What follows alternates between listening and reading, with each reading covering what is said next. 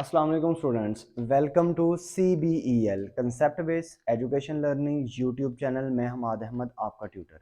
जैसा कि आप स्टूडेंट्स को पता है, हम इस साल paper preparation for ADP part 1 जिसे बीकॉम पार्ट 1 और ADC पार्ट 2 जिसे बीकॉम पार्ट 2 भी कहते हैं करवा रहे हैं।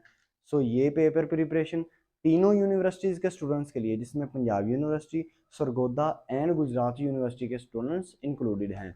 स्टूडेंट्स, अब ज़्यादा से ज़्यादा चैनल को सब्सक्राइब करें, वीडियोस को लाइक किया करें और इन वीडियोस को अपने ज़्यादा से ज़्यादा फ्रेंड्स में शेयर करें ताकि आपके साथ साथ उनका भी बेनिफिट हो जाए।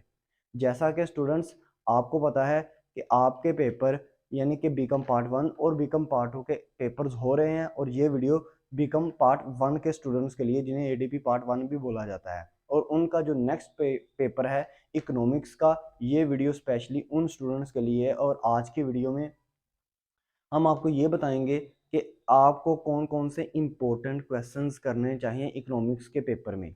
जैसा कि आपको इससे पीछे वाले पेपर में कंप्यूटर एप्लीकेशन में बताए थे क्वेश्चंस, हमारे 4 क्वेश्चन 5 क्वेश्चन आपने करने होते, उसमें से 4 क्वेश्चन ऐसे थे जो मैंने आपको बताए थे और वही पेपर में आए थे। एक सिर्फ क्वेश्चन हिस्ट्री ऑफ कंप्यूटर नहीं था बताया, वो आपने नहीं किया होगा या शायद आपने याद किया होगा तो कर लिया होगा, वो क्वेश्चन आपके कंप्लीट हो गए। कमेंट सेक्शन में आपने अभी तक बताया नहीं कि किस किस स्टूडेंट ने कितने कितने क्वेश्चन अटैम्प्ट किए हैं और उनको हमारे दिए गए हुए गैस में से फ़ायदा हो रहा कि नहीं हो रहा।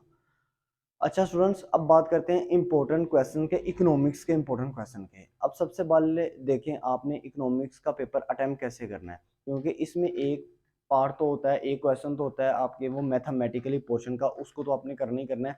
उसको अगर हटा दें तो आपने पीछे 4 क्वेश्चन करने हैं 7 में से। अब ये 7 क्वेश्चन आपने कौन कौन से 4 क्वेश्चन आपको कहाँ कहाँ से आएंगे वो बताने लगा हूँ। सबसे पहले बुक ओपन कर लें या पेज पे लिख लें, मैं आपको बताता जाता हूँ। आपने सबसे पहले नेशनल इनकम वाला चैप्टर ओपन कर लेना है। इस चैप्टर के 2 क्वेश्चन हैं, इसमें से हर साल आपको एक मस्ट आता है। ठीक है स्टूडेंट्स, इसमें पहला नंबर क्वेश्चन जो है वो है आपका कंसेप्ट ऑफ नेशनल इनकम। ठीक है, दूसरा क्वेश्चन है इसका मेजरमेंट टू नेशनल इनकम, और इसमें आपने डिफिकल्टीज भी लिखनी है, मेजरमेंट में डिफिकल्टीज भी लिखनी है आपने। इन 2 क्वेश्चन में स्टूडेंट्स हर साल एक क्वेश्चन मस्ट आता है।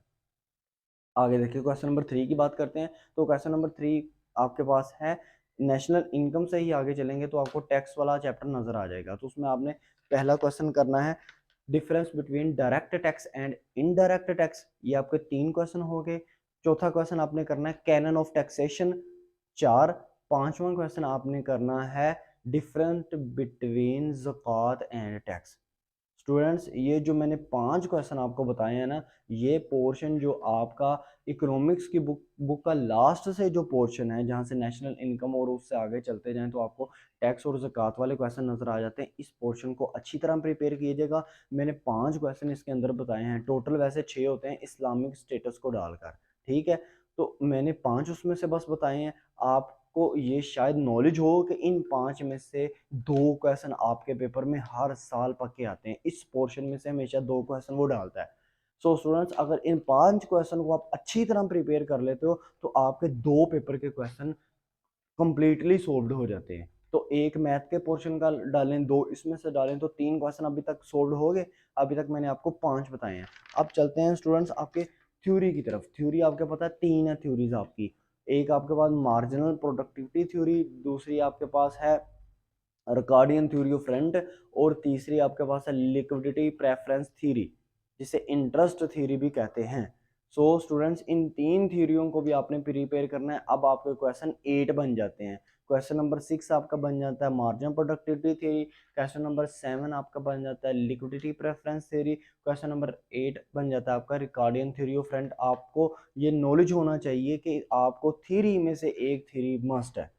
एक थ्योरी मस्ट की एक क्वेश्चन हो गया। 2 क्वेश्चन आपको मैंने जो पहले 5 क्वेश्चन बताए उनमें से 2 आएंगे, और एक आपको आ गया मैथ का पोर्शन। तो अभी तक आपके कितने हो गए? 4 क्वेश्चन आपके सोल्व हो गए।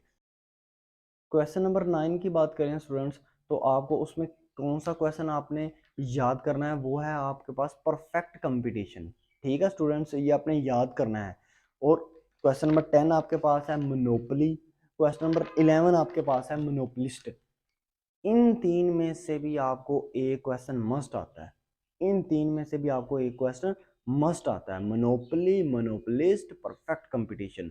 सो स्टूडेंट्स इस तरह आपके ये टोटल 11 क्वेश्चन अभी तक मैंने बता दिए हैं, और इन 11 में से लगाएं मोनोपली, मोनोपलिस्ट और परफेक्ट कॉम्बिनेशन से एक क्वेश्चन निकालें, थीरीज में से एक क्वेश्चन निकालें लगा लें, मतलब Ricardian theory of friend, margin productivity theory और लिक्विडिटी प्रेफरेंस थ्योरी, 2 क्वेश्चन आपके हो गए।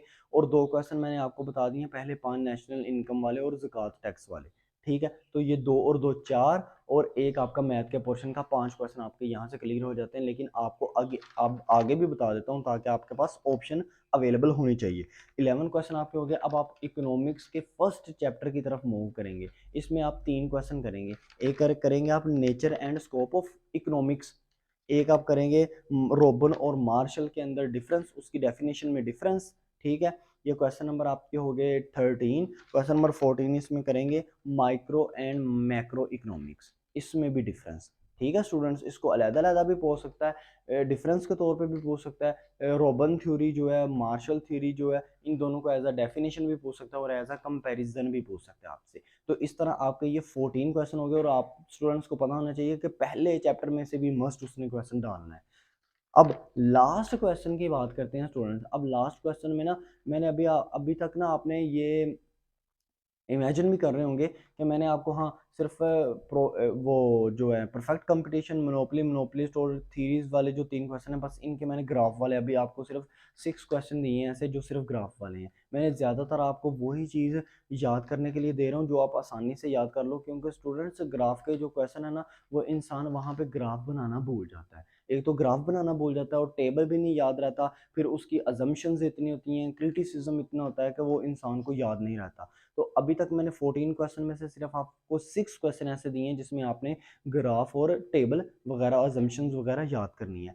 सो स्टूडेंट्स अब एक क्वेश्चन जो लास्ट में बचा है ना, इस क्वेश्चन में मैं आपको यही गाइड करूंगा कि आप इंडिफरेंस कर्व की प्रॉपर्टीज को देख लीजिएगा।